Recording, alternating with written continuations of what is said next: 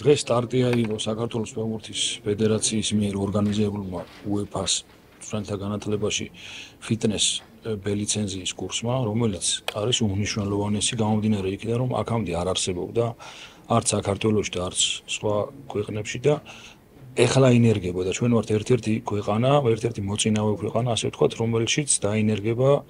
ეს ფიტნეს ბელიცენზიის კურსი და ამიტომ სწორედ ამიტომ რომელიც ძალიან მნიშვნელოვანია ჩვენი ფეხბურთის განვითარებისთვის, განსაკუთრებით ახალგაზრდა ფეხბურთელების სწორი განვითარებისთვის ფიზიკური კუთხით, ამას გულისხმობ,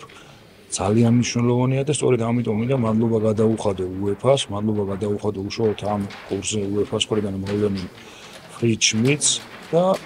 წარმატება მინდა უსურვო და გამოთქვა იმედი, რომ ეს თითეული ადამიანი, ვინც ამ კურსზე მოხვდა და მოგეხსენებათ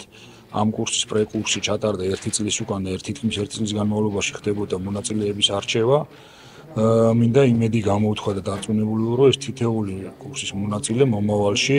გახდება მყარი საფუძველი, რომ ქართველი ფეხბურთელები, ქართველი ბავშვები ავიდნენ ფიზიკური განვითარების სხვა საფეხურზე. First of all, it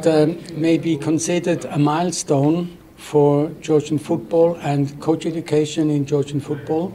because as you may know, the new diplomas which have been introduced by UEFA